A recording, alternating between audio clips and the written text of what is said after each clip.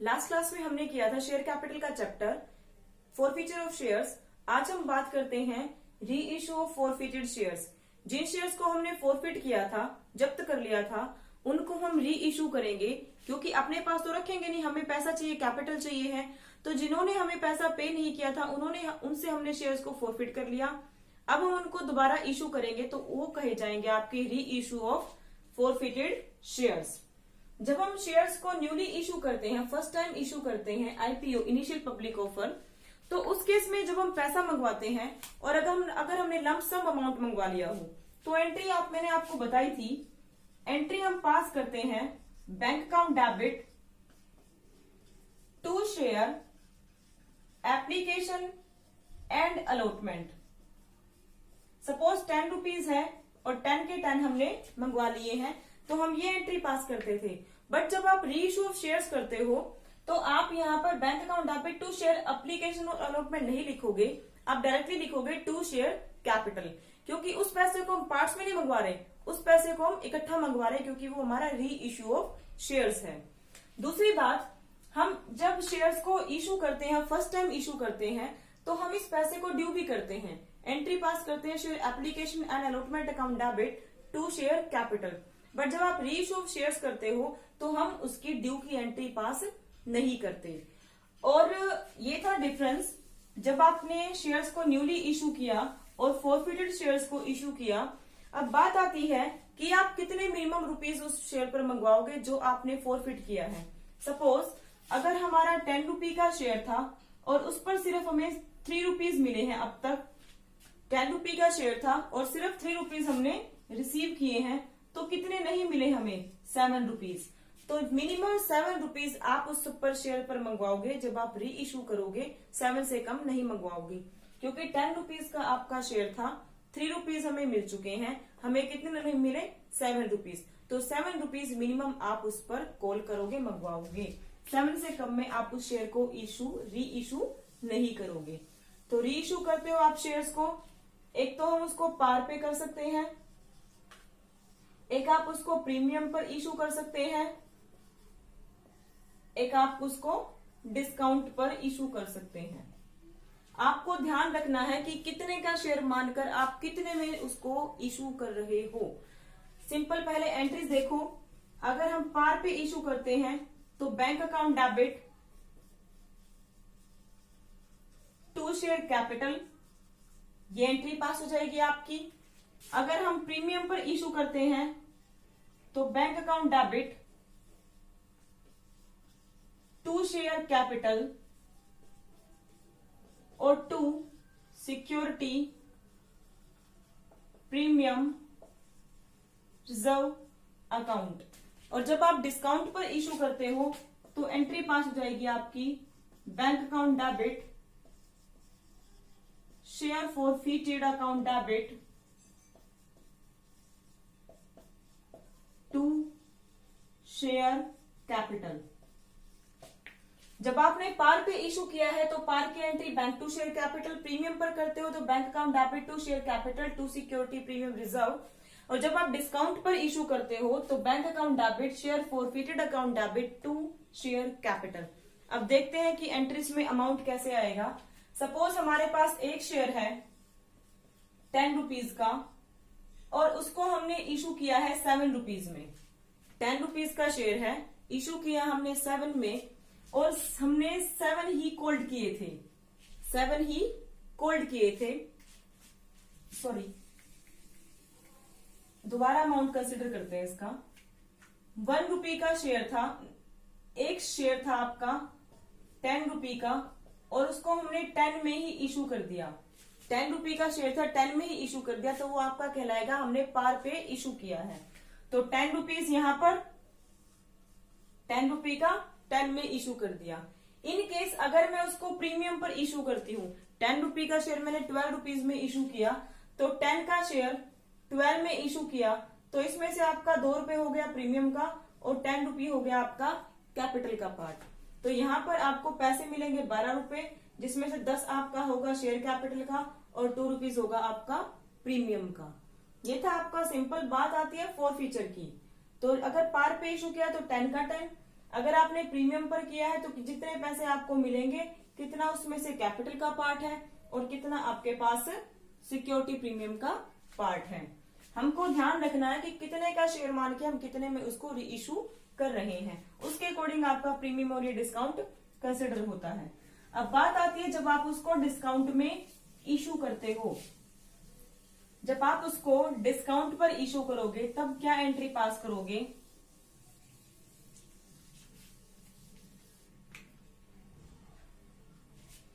₹10 का शेयर हमने इशू किया 9 रुपीज में, तो एंट्री पास हो जाएगी हमारी।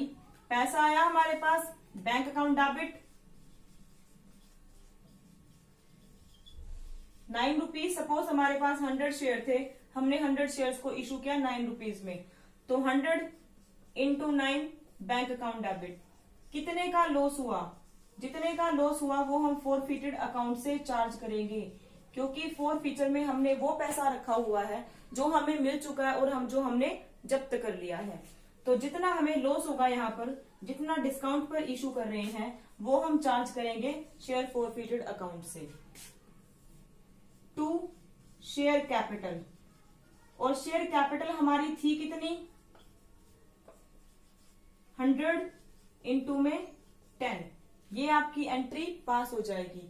अब सपोज अगर हमने जब शेयर्स को फोरफिट किया था, एंट्री हमने पास की थी, तो वहां पर जो मैं लास्ट क्लास में बता चुकी हूं, तो मान लो वहां पर शेयर फोरफिटेड अकाउंट में हमारे पास बैलेंस है 500 रुपीज। जो लास्ट टाइम मैंने एंट्री बताई थी शेयर फोरफिट करने की, तो अगर मेरे पास उसमें बैलेंस है 500 रुपीज और वो जब एंट्री पास करते हैं तो आपका शेयर फोरफिट क्रेडिट साइड में आता है, क्रेडिट साइड में आता है। और जब मैं पैसे को एडजस्ट कर रही हूं, मैंने उसको री इशू किया, तो आपका शेयर फोरफिटेड जो है वो डेबिट साइड में आया, तो इसको मैं बैलेंस डाउन करना होता है।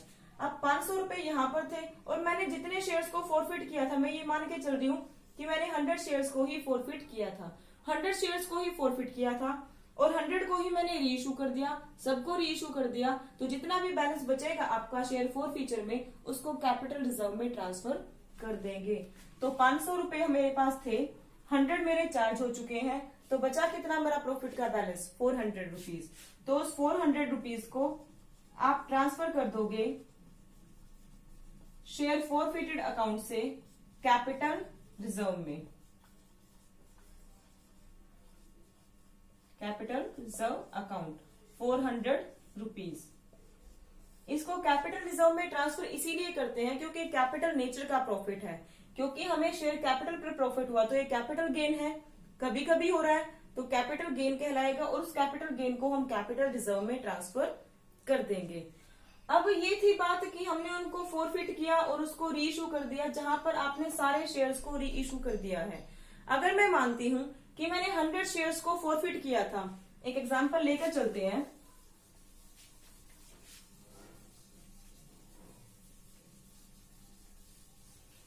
एक एग्जांपल कंसिडर करते हैं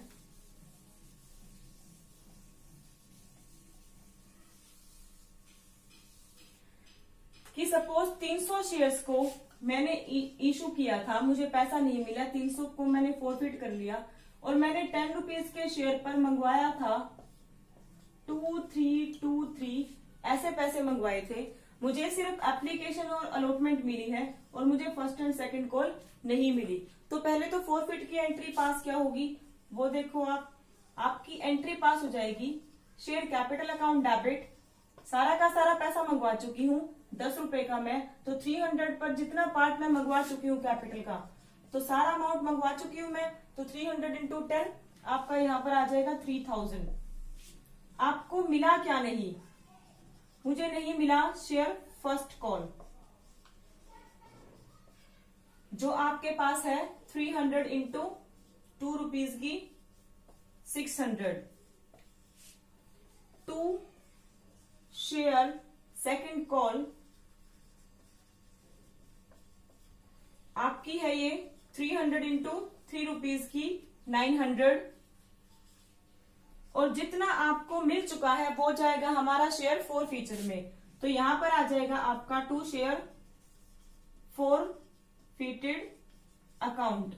तो 2 रुपीज यहां से, 3 रुपीज यहां से, 2 और 3 5, 300 पर आपको 5 रुपीज मिल चुके हैं, दैट इज 1500 रुपीज। तो आपका अमाउंट पूरा हो गया। 1500 प्लस 900 प्लस 600 3000। डेबिट और क्रेडिट साइड आपकी इक्वल है। अब मैं कहती हूँ कि 300 को जो मैंने फॉरफिट किया है उसमें से मैं 200 शेयर्स को री इशू करती हूँ। 200 शेयर्स को री इशू करती हूँ, सबको नहीं कर रही मैं, 200 शेयर्स को री इशू कर रही हूँ। और कितने का? फुल्ली पेड अप मान के उसको मैं कर रही हूँ 7 रुपीज में इशू। फुल्ली पेड अप मान के मैं उसको 7 रुपीज में इशू कर रही हूं। तो आपकी एंट्री पास क्या होगी? बैंक अकाउंट डेबिट, डिस्काउंट पे इशू कर रही हूं share, forfeited account debit, to share capital account. आपने कितने शेयर्स को इशू किया? 200 को। तो 200 इंटू मिल कितने रहे हैं? 7 रुपीज में मैंने उसको री इशू किया है। तो 200 इंटू 7 1400। आपने डिस्काउंट कितने का दिया? 10 का मान के, और मैंने उसको 7 में इशू किया, तो यानी 300 का लॉस हुआ। 300 का मैंने उसको डिस्काउंट दिया। और शेयर था कितने का? 200 इंटू 10 रुपीज का आपका शेयर था 2000 का। ओके, अब बात आती है कि हम शेयर कैपिटल में, आप शेयर फॉर फीचर से कैपिटल रिजर्व में ट्रांसफर कितना करेंगे? To capital reserve. आपके पास यहां पर 300 शेयर्स पर प्रॉफिट का बैलेंस है। शेयर फॉर फीचर आपका प्रॉफिट का पार्ट है, क्योंकि ये पैसा वो है जो हमने जब्त किया है, ना ही हम उसको वापस नहीं करेंगे। तो 1500 रुपए कमाए। अब 200 शेयर्स को री इशू कर दे। जितने शेयर्स को री इशू करोगे उन्हीं का बैलेंस हम फॉर फीचर से कैपिटल रिजर्व में ट्रांसफर करेंगे। बाकी का आपका शेयर फॉर फीचर में ही रहेगा, उसको बैलेंस शीट में शो कर देंगे। तो आपके पास, हमारे पास 300 पर प्रॉफिट था 1500, एक पर कितना होगा? 1500 बटे 300। तो हमने 200 को री इशू किया है, तो हमारा 200 पर प्रॉफिट कितना होगा? 200 पर हमारा प्रॉफिट होगा 1000। तो 200 पर हमारा प्रॉफिट हो रहा है 1000। उस 1000 में से मैंने यूज कितना कर लिया? 600 रुपीज। तो आपका 400 बचा। उस 400 को हम कैपिटल रिजर्व में ट्रांसफर कर देंगे, जितना हमारे पास प्रॉफिट का बैलेंस बचा है ऑन री इशूड शेयर्स पर। तो 1500 था भाई 300 पर, 200 पर हमारा हुआ 1000। 1000 में से मैंने यहाँ पर फॉर फीचर में डेबिट में कितना ले लिया? 600 रुपए। तो बैलेंस बचा 400। उस 400 को हम ट्रांसफर कर देंगे शेयर फॉर फीचर से कैपिटल रिजर्व में। तो ये था कि आप उनको शेयर्स को री इशू कैसे करते हो, फॉर फीचर से कैपिटल रिजर्व में ट्रांसफर कैसे करते हो। आगे वीडियो लेकर आएंगे ओवर सब्सक्रिप्शन पर, जब शेयर्स को आप फॉरफिट करते हो तब क्या करते हो, तब अमाउंट को अलॉटमेंट पर कैसे आएगा, अलॉटमेंट से फिर यहाँ पर फॉर फीचर में कितना अमाउंट आएगा। तो नेक्स्ट हो गया आपकी ओवर सब्सक्रिप्शन पे की क्लास। देन वही बातें, लाइक, शेयर एंड सब्सक्राइब कीजिए। Thanks for watching.